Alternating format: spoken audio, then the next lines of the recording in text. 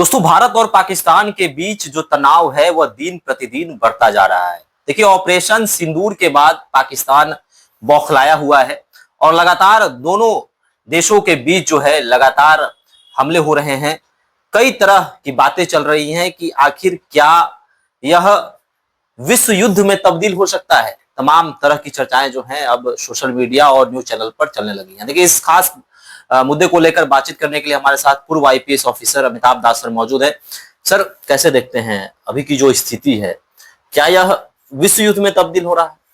नहीं, विश्व युद्ध में तो तब्दील होने की संभावना मतलब नहीं के बराबर है ना। ऐसा नहीं कि इसको लेके तीसरा विश्व युद्ध छिड़ जाएगा, इसकी संभावना तो नहीं के बराबर है। रूस और यूक्रेन की लड़ाई इतने 3-4 साल से चल रही है, वो भी विश्व युद्ध में नहीं बदल रही है। सर, मीडिया जो है लगातार अलग अलग थंबनेल लगाकर जो है आप मैं उस पर भी थोड़ा बोल ही दूं भाई, ये गोदी मीडिया तो टीआरपी के चक्कर में जो ना करवा ले, है ना। मैं फिर आपके चैनल के माध्यम से कहता हूँ कि भाई इस गोदी मीडिया को देखना बंद करें। इसमें मोदी के दलाल लोग बैठे हुए हैं। आज तक न्यूज चैनल है वो इस्लामाबाद पर कब्जा कर रहा है, जी न्यूज कराची पर कब्जा कर रहा है, कोई रिपब्लिक टीवी पेशावर में घुस गया है। क्या है? अरे टीआरपी ठीक है, लेकिन टीआरपी के चक्कर में इतना झूठ परोसना, इतना कचरा परोसना ठीक नहीं है।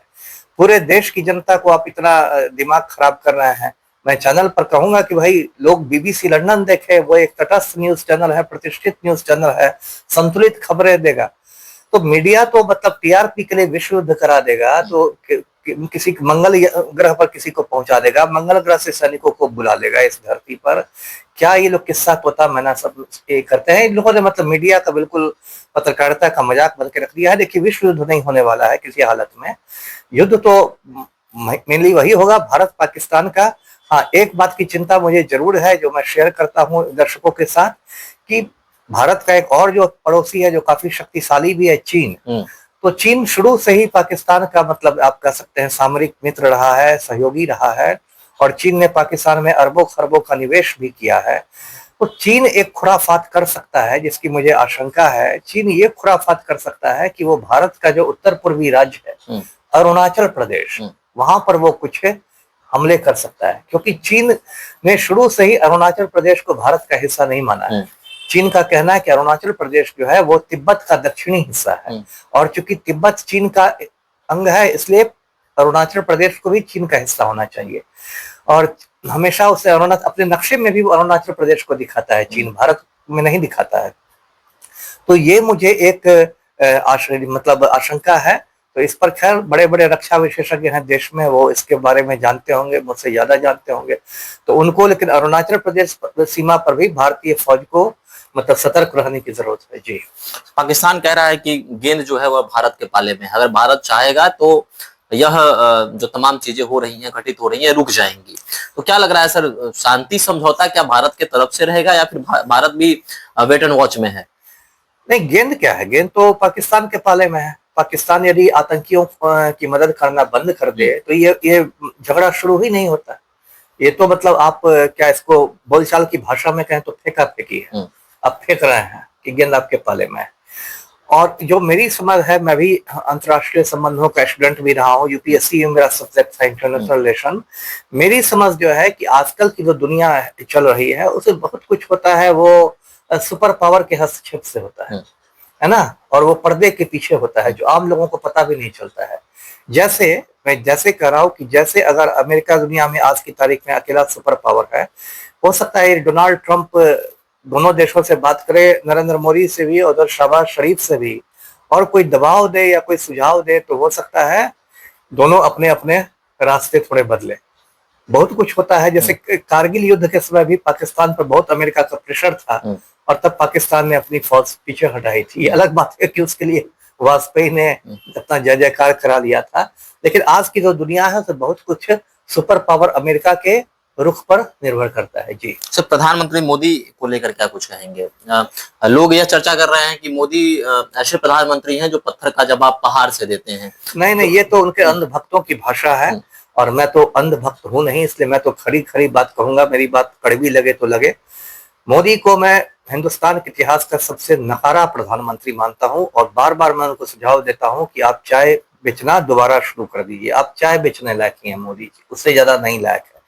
देखिए, मोदी जी ने 2016 में ही कहा था, नोटबंदी के समय में ही, कि आतंकवाद की हमने कमर तोड़ दी। याद होगा दर्शकों को, 9 साल पहले मोदी का दावा था और उनके भक्तों का दावा था कि आतंकवाद की कमर टूट गई, अब तो नोटबंदी हो गई, अब तो आतंकी बिल्कुल भूखों मर जाएंगे। कुछ नहीं हुआ। उसके बाद जब धारा 370 हटाई गई 2019 में, आर्टिकल 370, तब भी मोदी और उनके जो मतलब अंध भक्त है उन लोगों ने हल्ला किया कि अब तो आतंकवाद खत्म हो गया, अब तो कश्मीर एकदम स्वर्ग बन गया, अब तो सोचना, अब तो कश्मीर में जमीन खरीद ली। आपको याद होगा उस समय सोशल मीडिया पर एकदम हो गया था कि अब चल के जमीन खरीदना है कश्मीर में, है ना। तो ये हो गया। और उसके बाद देखिए 2019 में पुलवामा कांड हुआ, है ना। पुलवामा में सीआरपीएफ के 40 जवान शहीद हो गए और आज तक नहीं पता चला है कि वहां 350 किलो आरडीएक्स कहां से आया था। आरडीएक्स एक बहुत खतरनाक विस्फोटक होता है, क्योंकि एक तरफ भारतीय सरकार कहती है, भारत सरकार की हमने इतनी कड़ी सुरक्षा व्यवस्था कर दी है कि वहां परिंदा भी पर नहीं मार सकता है। तो जब परिंदा पर नहीं मार सकता है तो 350 किलो आरडीएक्स कहां से आ गया। और ये बात मैं नहीं कह रहा, जो उस समय कश्मीर के गवर्नर थे सतपाल मलिक के बहुत सारे इंटरव्यू है, आपको नेट पर भी हैं, जिसमें उन्होंने मोदी सरकार को कटघरे में खड़ा किया है। और एक बात और मैं याद दिला देना चाहता हूँ मोदी के भक्तों को, जो एकदम मोदी करके गला फंसा लेते हैं, कि मोदी ने अग्निवीर योजना के माध्यम से भारतीय सेना को बहुत कमजोर कर दिया है ना। अग्निवीर योजना के बारे में दर्शक जानते होंगे, अब भारतीय सेना में नियमित बहाली नहीं होती है, अब अग्निवीरों की बहाली होती है। और ये अग्निवीर 4 साल बाद ही रिटायर करके भेज दिए जाते हैं। इनको ना पेंशन मिलता है, ना इनको ग्रेच्युटी मिलती है, ना प्रोविडेंट फंड मिलता है, कुछ नहीं। कितना बड़ा मजाक इस देश में हो रहा है कि मोदी 75 साल की उम्र में सफेद दाढ़ी बढ़ा के रिटायर नहीं कर रहे हैं, कुर्सी से चिपके हुए हैं, उम्र है 75। और यहाँ अग्निवीर लोग 28 साल की उम्र में रिटायर कराया जा रहा है। 28 साल के रिटायर कराने की उम्र होती है किसी भी देश में। और आप बताइए कि इतना बड़ा हिंदुस्तान, इतना बड़ा देश है, क्या इतने बड़े देश की हिफाजत ये संविदा कर्मियों पर हो सकती है? ये 4 साल वाले अग्निवीरों के सहारे हो सकती है? नहीं हो सकती है। और अग्निवीर भी बिल्कुल मनमाने तरीके से लागू किया हो गया, उसमें किसी रक्षा विशेषज्ञ की मतलब सलाह नहीं ली गई। एक मोदी जी का तुगलकी फरमान था, है ना, कि मोदी जी अपने को सबसे काबिल आदमी दुनिया का समझते हैं, तो उन्होंने एक तुगलकी फरमान दिया और उसके बाद अग्निवीरों की नियुक्ति हुई। तो ये सब बहुत इन लोगों ने मतलब सुरक्षा चूक है। अभी देखिए बार बार राहुल गांधी मोदी को पत्र लिख रहे हैं कि संसद का विशेष सत्र बुलाया जाए, जो देश में भी युद्ध के हालात हैं उस पर संसद का विशेष सत्र बुलाया जाए। कांग्रेस अध्यक्ष मल्लिकार्जुन खड़गे ने भी पत्र लिखा है, लेकिन मोदी जी भाग रहे हैं, विशेष सत्र नहीं बुला रहे। क्यों नहीं बुला रहे हैं? क्योंकि उनको डर है कि विशेष सत्र में उनको विपक्ष के सवालों का जवाब देना पड़ेगा। यदि विपक्ष ये पूछेगा कि पहलगाम में हजारों यात्री थे लेकिन सुरक्षा कर्मी नहीं थे, तो क्या जवाब देंगे? यदि विपक्ष ये पूछेगा कि जब इस कांड के बाद प्रधानमंत्री को कश्मीर जाना चाहिए था तो मधुबनी पहुंच गए चुनावी सभा करने, तो उस पर क्या जवाब देंगे?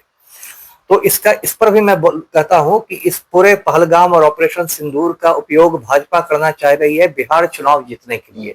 ये भी बहुत मतलब ओछी राजनीति है।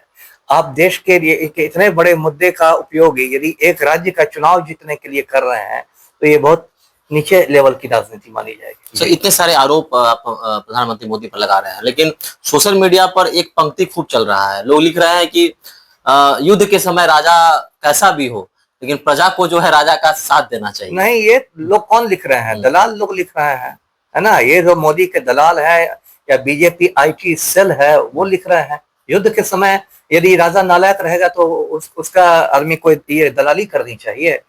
देखिए युद्ध के समय मैं इन जो भी ये अंधभक्त है उनको देश का संविधान दिखाता हूँ कि संविधान जो है वो हर हिंदुस्तान के नागरिक को अभिव्यक्ति की स्वतंत्रता देता है, धारा 19, और वो मौलिक अधिकार है हर भारतीय नागरिक का, उसको मोदी का परदादा नहीं छीन सकता है। और ऐसा नहीं कि युद्ध के समय संविधान निरस्त हो जाता है, रद्द हो जाता है। युद्ध के समय भी संविधान सक्रिय रहता है, युद्ध के समय भी हमारे मौलिक अधिकार बने रहते हैं। इसलिए ये तो जो मोदी के दलाल हैं वो चाहते नहीं है कि मोदी की आलोचना हो, तो वो अपना बोल रहे हैं कि युद्ध के समय कोई राजा है, ये है, तो उससे नहीं होता है। और पहली बात तो राजा शब्द का इस्तेमाल ही गलत है ना। ये पता चलता है कि इनके दिमाग में गोबर और गोमूत्र भरा हुआ है। देश में लोकतंत्र है, देश में राजतंत्र नहीं है कि कोई राजा है ना। राजा महाराजा का देश है, वो राजा महाराजा के दिन लद गए। अभी लोकतंत्र है, प्रधानमंत्री चुने हुए प्रधानमंत्री है, और उस पर भी वैसे प्रधानमंत्री हैं जिनको सामान्य बहुमत भी नहीं मिला, है ना, वो जोड़ तोड़ करके प्रधानमंत्री बने हुए हैं, तो उनसे तो सवाल होने ही चाहिए। युद्ध के नाम पर आप लोकतंत्र का गला थोड़े ही घोट दीजिएगा। सर्जिकल स्ट्राइक आपको आतंकवाद पर करना है, सर्जिकल स्ट्राइक लोकतंत्र पर नहीं हो सकता है। तो ये जो भाजपाई लोग हैं जिनके दिमाग में गोबर और गोमूत्र भरा हुआ है, और जो लोग लोकतंत्र में राजा की बात करते हैं, प्रजातंत्र में राजा की बात करते हैं, उनको मैं कहूं कि प्रजातंत्र में कोई राजा नहीं होता। प्रजातंत्र में यदि कोई असली शासक है तो वो प्रजा है।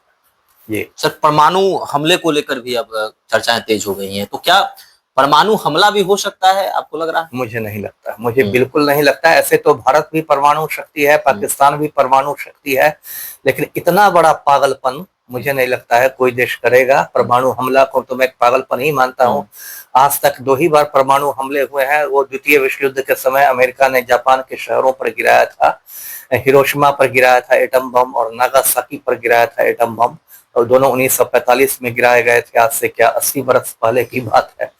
तो आज के तारीख में इतना परमाणु बम गिरा के लाखों लोगों का कत्ल करना, इतना बड़ा पागलपन मुझे लगता है ना हिंदुस्तान करेगा ना पाकिस्तान करेगा। पाकिस्तान को तो उसके नक्शे से भी गायब करने की बात चल रही है कि एक बार परमाणु बम गिराया जाए और पूरा पाकिस्तान तबाह हो जाए। नहीं, ये सब देखिए बचकानी बातें हैं। कुछ लोग मतलब युद्ध को वीडियो गेम समझ जाते हैं, इतना ये नहीं है। और देखिए युद्ध के भी कुछ, मैं बता दूं दर्शकों को कि युद्ध के भी कुछ आचार संहिता होता है ना। इस पर बहुत सारी अंतर्राष्ट्रीय संधियां, अंतर्राष्ट्रीय समझौते हैं। जैसे युद्ध में भी आप रिहायशी इलाकों पर हमले नहीं कर सकते, युद्ध में भी आप अस्पताल पर बमबारी नहीं कर सकते, स्कूल के पर बमबारी नहीं कर सकते। युद्ध में भी रेड क्रॉस के एम्बुलेंस को रास्ता देना पड़ता है। ये सब युद्ध के भी लोग, देखिए दिक्कत क्या हो गई हिंदुस्तान में कि एक तो प्रधानमंत्री जाहिल है, ऊपर से पब्लिक जाहिल है। ज्यादातर लोग जो होते हैं ना वो व्हाट्सएप यूनिवर्सिटी से ज्ञान प्राप्त करते हैं, है ना, अपना उनका कुछ दिमाग नहीं है। व्हाट्सएप यूनिवर्सिटी से वो ज्ञान प्राप्त कर रहे हैं, व्हाट्सएप यूनिवर्सिटी से जानकारियां ले रहे हैं, और व्हाट्सएप यूनिवर्सिटी पर इतने ज्यादा मतलब भाजपाई दलाल सक्रिय हैं कि वो मतलब सबके दिमाग में गोबर और गोमूत्र भर रहे हैं। इसलिए मैंने कहा कि गोदी मीडिया नहीं लोग देखे, बीबीसी लंदन देखे। पाकिस्तान को क्या कहेंगे? क्या पाकिस्तान को आतंकियों का पनाह नहीं देना चाहिए और आगे आकर जो है इस पर खुले तौर पर जो है इसका विरोध करना चाहिए? बिल्कुल नहीं देना चाहिए। आतंकियों को कैसे पनाह देना चाहिए? बिल्कुल नहीं देना चाहिए आतंकियों को पनाह। आतंकी पूरी इंसानियत के दुश्मन होते हैं ना, आतंकी तो पूरी मानवता के दुश्मन है। तो उनको तो पाकिस्तान क्या दुनिया में किसी मुल्क को आतंकियों को पनाह नहीं देना चाहिए, तो बिल्कुल गलत बात है। चलिए, तो इस प्रकार के हालात हैं, इसको लेकर आपके क्या विचार हैं? अभी हमारे साथ कमेंट सेक्शन में अपनी राय रख सकते हैं। धन्यवाद।